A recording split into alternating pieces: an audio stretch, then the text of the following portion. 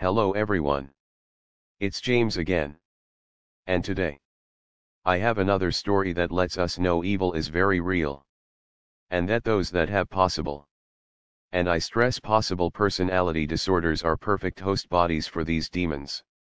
And furthermore, we are living in an age, though we see a constant of both men and women doing the same horrible acts, and doing the same horrible crimes. They are not only treated differently but they are talked about differently. And one can speculate why. But the fact of the matter is it's happening. And here's another example of it. A Tennessee mother unloaded 34 rounds of ammunition into her 4 children, killing them all before turning the gun on herself. Cynthia Collier, 55, brutally killed her adopted children, Kylie Lynn Collier, 17, Leah Lynn Collier, 15, Boley Collier and Megan Lynn Collier, both 14, in October in what police have called a murder-suicide. Collier's autopsy revealed that she died from a self-inflicted gunshot wound to the head. The 5 bodies were found by the grown biological children. Because you see, the children that were killed, they were adopted. The news report says that Collier, a stay-at-home mom who homeschooled the 4 victims, seemed to be a very loving mother, with the exception of this one incident, according to Maury County Sheriff Bucky Rowland.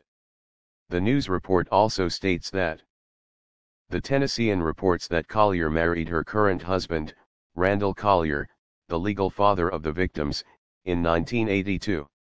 After raising 3 biological children, 1 daughter and 2 sons. The couple adopted Kylie, Leah, Bo, and Megan from China in 2007. Randall Collier permanently moved out of the family home in 2009 but continued sending $11,500 in child support each month, leaving Cynthia to raise the children by herself for 11 years. The Colliers entered divorce proceedings in the spring of 2018, with Randall seeking partial custody of the children, all of whom he allegedly had little previous contact with. Cynthia and the children fought back in court against the idea of partial custody until the end of May, when the couple suddenly asked for the case to be dismissed. It also states that authorities say they are still baffled over the gruesome attack and are currently hunting for a motive. This appears to be a loving home, Sheriff Rowland said during an October press conference, the Tennessean reports. It's an immaculate home and a very loving family. So a motive would be very important to know what would lead someone to do this to her loved ones.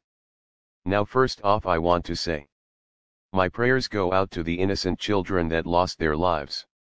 They were innocent children that didn't get a chance to become all the things they were to become, because of an evil act. But with that said, I have questions much like you do, I bet. Now for those of us that grew up in a home where we were narcissistically abused.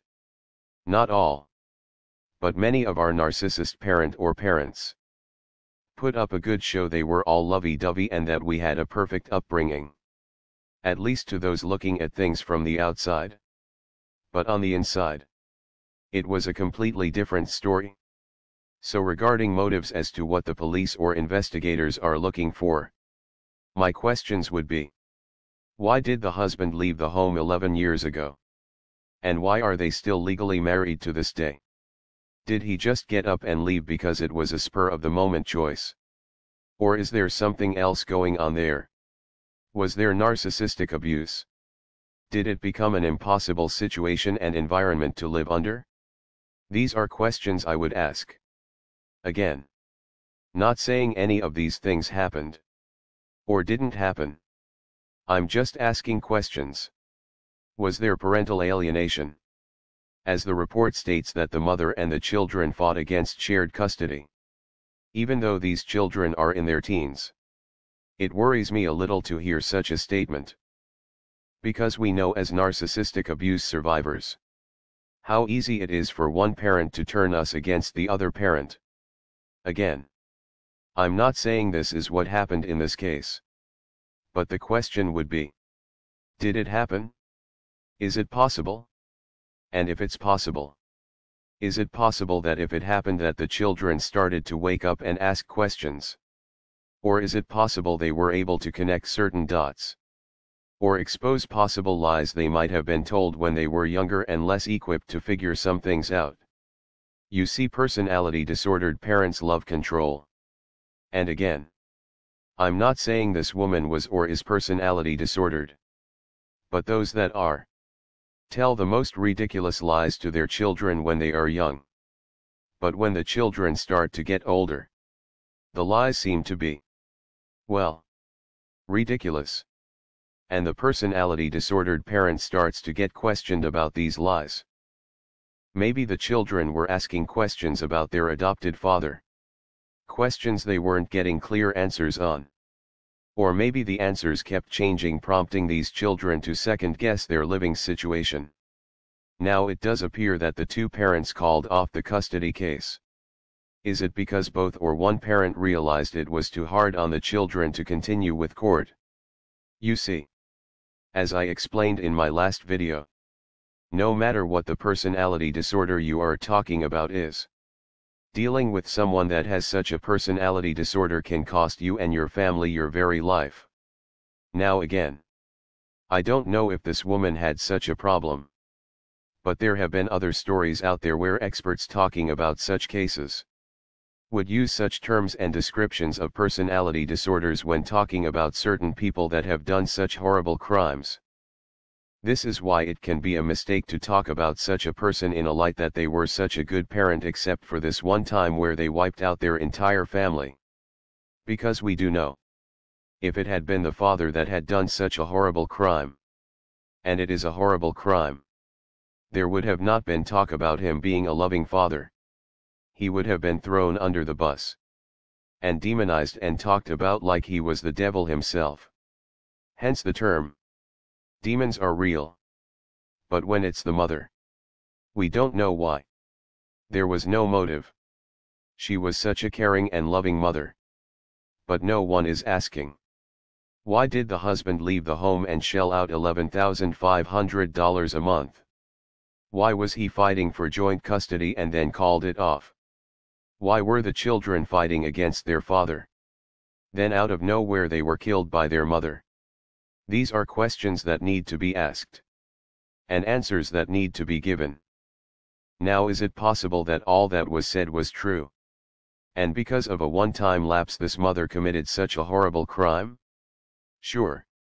It's possible. But usually that isn't the case. That's why the police are looking for a motive. Because in such cases there usually is a motive. Such as power, control, and money. And even narcissistic supply. Because if these children that are now in their teens were starting to ask about their father, and if, and I stress the words if, they were being brainwashed against their father and the brainwashing was no longer working because they were getting older and were able to critically think for themselves. That could, and I stress the word, could be a strong motive for a mother to kill their children. Because if the children were wanting to get to know their adopted father more, and spend time with him, this could tell the mother the control very quickly could be slipping out of her hands. Because if, again, I stress the word, if there were lies told about the father, all it would take is the father to spend a short time with these children and the children would see through the lies and stories. And before you know it, the control over the children would be over.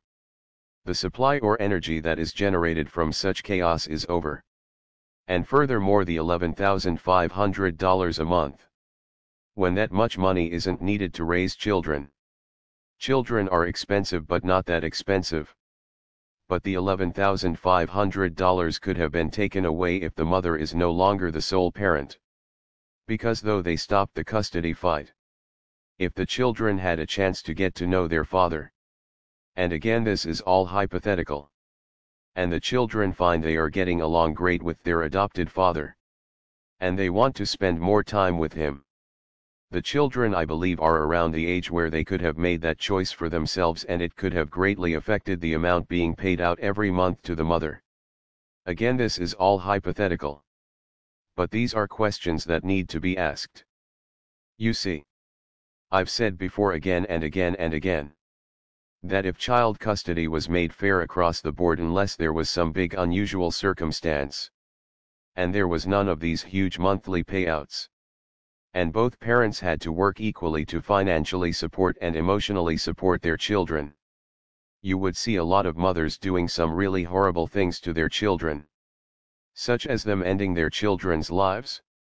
Or at bare minimum some of these mothers would drop these children off at the mall or a bus stop and walk off never to see that child again.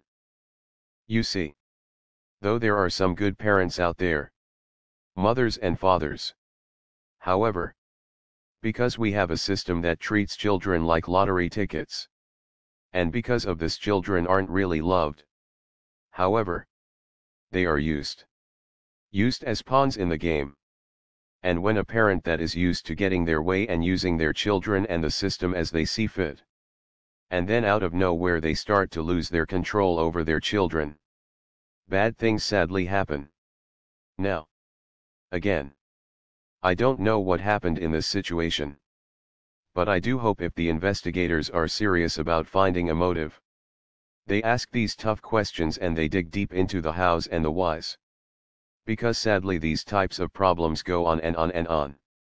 Because those that are personality disordered hide it well from the public. And though these personality disorders affect both men and women equally, we sickly in our society champion for and praise the toxic behavior of women that have such traits. Or at bare minimum, we make lame excuses for such behavior, instead of looking at it for what it is. Evil. Pure and utter evil. Evil that started usually with something really bad happening to such a person as a child. Something so bad that it turned them into an empty vessel to be consumed by evil thoughts and evil actions. And for those that believe in the supernatural, these are the types of people that are ripe for demons to inhabit and to control. Yes. For demons to take them over and bend these people to their sick and twisted will. But if you don't believe in all that, still the questions about motive in such cases needs to be asked. And us as people need to stop pretending that women aren't capable of the same evil as men. Because they are. They very much so are. With that said, I do hope you had a blessed day. And I pray the Most High has these innocent children now with him. And until next time. Bye for now. And be good to yourself.